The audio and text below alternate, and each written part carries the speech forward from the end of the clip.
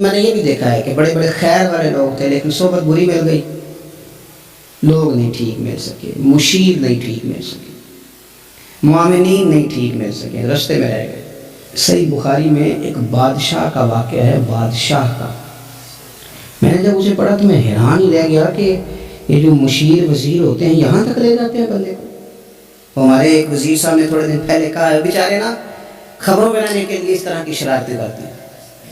اس کی وجہ یہ ہوتی ہے کہ ملک کا نظام تو چلتا نہیں، تو پھر وہ چاہتے ہیں کچھ لوگوں کو ادھر الجھا دو تاکہ وہ اصل سے ان کی توجہ ہٹ جائے۔ انہوں نے کہا جی قائد اعظم اسلامی ملک نہیں بنانا چاہتے تھے، تو کون سا بنانا چاہتے تھے؟ پاکستان کا مطلب کیا؟ لا الہ الا اللہ محمد رسول اللہ صلی اللہ علیہ وسلم۔ میں آپ کے جواب میں صرف اتنی بات کہوں گا کہ جو پاکستان بنانے والے تھے نا وہ آپ کی طرح کے لوگ نہیں بنانا چاہتے تھے، آپ کی طرح کے لوگوں کے حوالے نہیں کرنا چاہتے۔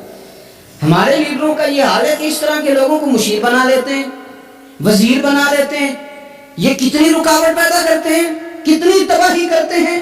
دیکھیے بخاری میں موجود ہے، ہرقل بادشاہ نے حضرت ابو سفیان رضی اللہ تعالیٰ عنہ جو اس وقت ابھی کلمہ نہیں پڑھتے تھے ان کو بلا کے نبی پاک علیہ السلام کے بارے میں ساری باتیں پوچھی، ایک ایک بات اس نے حضور کے بارے میں پوچھی، اور آخر میں یہ بھی پوچھا کہ کیا انہوں نے معاذ اللہ کبھی جھوٹ بولا ہے؟ تو ابو سفیان کہنے لگے نہیں، قربان جاؤں میری مخالفت اپنی جگہ پہ، لیکن وہ میرے سامنے پیدا ہوئے ہیں، 40 سال کی عمر میں اعلان نبوت کیا ہے، ان کی گود میں بیٹیاں کھیلتے میں نے دیکھی ہیں، ان کے مقدس بال میرے سامنے سفید ہوئے ہیں، محبوب نے جب بھی بولا حق اور سچی بولا ہے۔ اس کی طبیعت میں دین اتر گیا بادشاہ کی۔ اس نے اس کے جواب میں بڑا خوبصورت جملہ کہا، کہنے لگا جس نے بندوں سے کبھی جھوٹ نہیں بولا وہ یہ جھوٹ کیوں بولیں گے کہ میں اللہ کا رسول بن کے آیا۔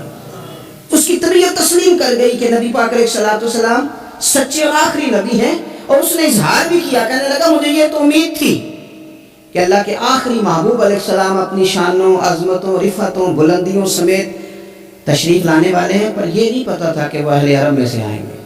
اس نے کہا میں جلدی سے حاضر ہو کے نا حضور کی اطاعت قبول کرتا ہوں۔ لیکن بادشاہ تھا نا، بڑا آدمی جو ہوتا ہے نا وہ اپنے ماحول کو ذرا تھوڑا ساتھ لے کے چلنا چاہتا ہے، تو بادشاہ نے بھی نا اپنے جتنے اس کے وزیر مشیر تھے ان کو بلایا اور اپنے محل میں دعوت دی۔ ذرا انداز دیکھیے گا، اور خود بالا خانے کے اوپر چڑھ گیا، دروازے بند کر دیے، اور اوپر چڑھ کے نا انہیں بالا خانے سے جھانک کے کہنے لگا تمہیں پتہ چل گیا، مجھے بھی پتہ چل گیا اللہ کے آخری رسول تشریف لے آئے صلی اللہ تعالیٰ علیہ وسلم۔ اب میرا خیال ہے کہ ہماری اور تمہاری بہتری اور بقا اسی میں ہے کہ ہم بیٹھے نہ رہیں، جلدی سے جا کے محبوب پاک کے دامن کو تھام لیں، حضور کی فرما برداری قبول کر لیں۔ اب جب بادشاہ نے یہ بات کی تو وہ جو وزیر تھے، مشیر تھے، ان کی حالت اتنی خطرناک ہو گئی کہ وہ تو دروازوں کی طرف دوڑے کہ کھولیں گے اور نوچ لیں گے بادشاہ کو، یہ کیا کہہ رہا ہے معاذ اللہ۔ اس قدر زیادہ ان لوگوں نے اظہار کیا استغفر اللہ معاذ اللہ دین سے دوری کا۔ جب بادشاہ نے یہ کیفیت دیکھی نا، اوہو، بندے دیکھ کے رب رسول سے دور رہ گیا، کہنے لگا نہیں نہیں بھائی نہیں، میں تو صرف تمہیں آزما ہی رہا تھا کہ تم اپنے دین کے ساتھ کتنے پختہ ہو، ہم نہیں کہیں بھی جا رہے، ہم یہیں رہیں گے، یہی ہمارا دین رہے گا۔ ان وزیروں نے، مشیروں نے، دوستوں نے، قریبی لوگوں نے رسول اللہ کی غلامی میں نہیں آنے دیا۔ اتنا برا اثر کرتے ہیں یہ مشیر وزیر، اتنا خوفناک حال کر دیتے ہیں انسان کا قریب رہنے والے لوگ کہ سامنے کرم کا دریا بہ رہا تھا، لیکن اس کی بدقسمتی دیکھو وہ دور اس لیے رہ گیا کہ اس کے دوست ٹھیک نہیں تھے، مشورہ دینے والے ٹھیک نہیں تھے، قریب رہنے والے ٹھیک نہیں، یہ دور رہ گیا۔ اور نجاشی کلمہ پڑھ کے محبوب کا مسلمان ہو گیا۔